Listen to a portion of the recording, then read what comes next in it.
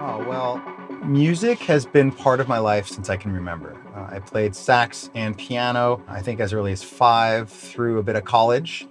And in high school, I purchased my first synthesizer, the Korg Poly 6, and I used to play at pep rallies. So I was the keyboardist, and my friend was the bassist, another friend was the guitarist and the drummer. And then my junior year in high school, I was an exchange student to Germany. I was there for 10 months, and I purchased my first dance records there. I purchased a KLF, What Is Love, and Jungle Brothers, House You.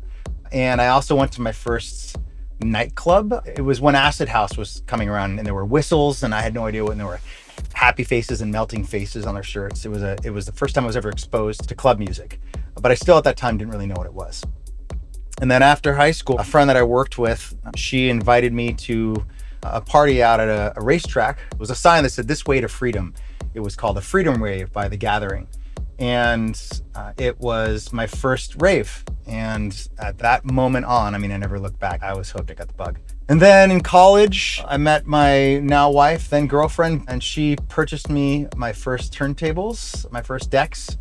And I started DJing and got my first gigs down there in San Diego. And then after college, moved back to the San Francisco Bay Area and came across a production company called Spunday, which is the sweatshirt that I'm wearing now.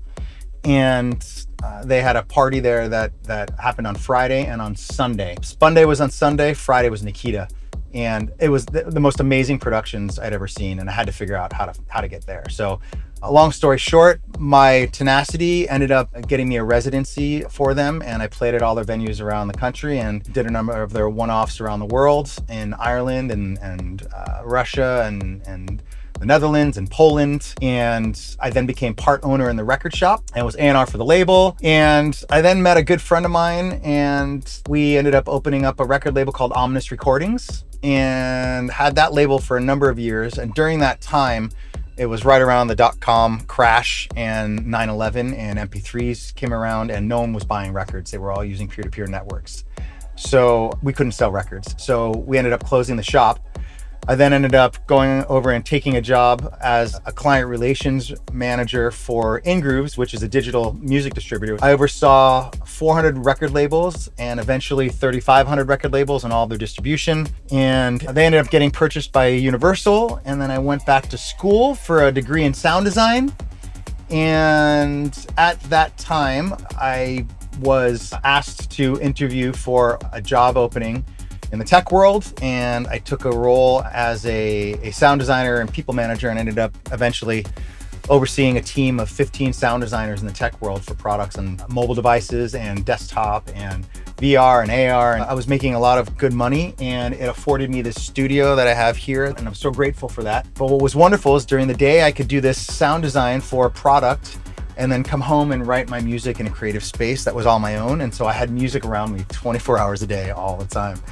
Some people express themselves through and see the world through writing with pen and paper or painting on a wall, and I see it through sound. And I realized I didn't choose it, it chose me. And after I left the tech world, I decided that because I enjoyed helping people and helping them grow and develop, I wanted to help others. So I created Soundhouse. And Soundhouse was built to help others find their true voice as artists. I think that's one reason why we do actually write music, right? It's a way for us to express quickly and get everything that we're feeling inside out. And helping people find how to do that in ways that help them be better as individuals and help grow and find why their passion is so important to them and to get better at it is something that I really enjoy. And it's something that I wanted to continue to grow as a discipline for myself and help others so they can grow.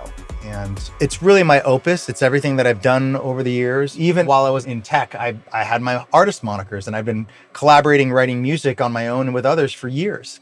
And so taking all of that experience to others and helping others find out what their journey can look like is something that I really, really enjoy. I've always enjoyed helping people and giving and sharing. And I've done a number of talks and hearing the feedback from people about how they feel about what it is that I'm speaking about, or helping people develop and find their path as a sound designer and figuring out how they can navigate being their best during sound design cycles is something that I've always really enjoyed. As a creative, you tend to wear your emotion on your sleeve. And I think that's probably why we dig so much into writing. It's a way for us to express ourselves. So helping people find out what that is and what that means for them is immensely gratifying, because it means that you are sharing what you're so passionately about, meaning myself, and why I love it so much, and hopefully letting others feel comfortable and be okay with the fact that they are, taking something on that is not only extremely personal, but often a very difficult space to be in. It can be a quite solitary space because you're in the studio a lot and you're on your own. And that comes with its own challenges. I've been around sound all my life, but I would say once I got the bug for electronic music, I didn't pick it, it picked me. I don't think I really had a choice in the matter. So, sound is everything. I've said before in interviews that if I didn't have music, I'd probably wither away. It's as natural and as important to me as walking and breathing are in my life. Sound is foundational to my existence. It's given me a lot, it's challenged me a lot, and it's enabled me to really kind of discover myself and who I am through music. I think probably because when you put yourself in those uncomfortable spaces of writing and being creative and banging your head up against the wall and trying to figure out how to make it sound exactly the way you're trying to express it, you learn a lot about yourself, whether or not you have the mental fortitude to drive through the challenging things. So it's been foundational in my growth as a person. I really can't imagine my life without it.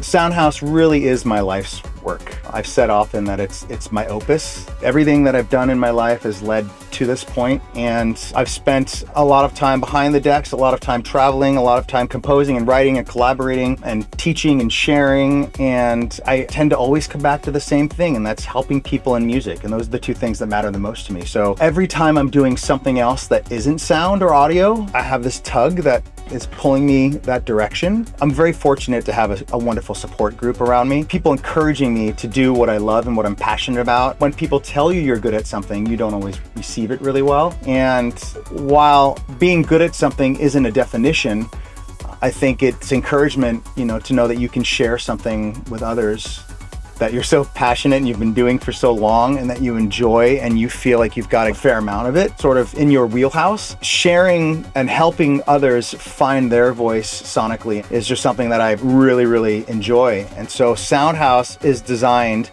and built on passion for music and helping others and helping people find their voice as an artist. Soundhouse for me is something that's uniquely positioned to share my view around audio production and how to be your best self as an artist, how to make sure that you're finding balance and creating the best human that you can through the process. So it's been built with that at its core. That creativity is learned. It's not learned. It's something you have innately. We have creativity and it doesn't exist only in music.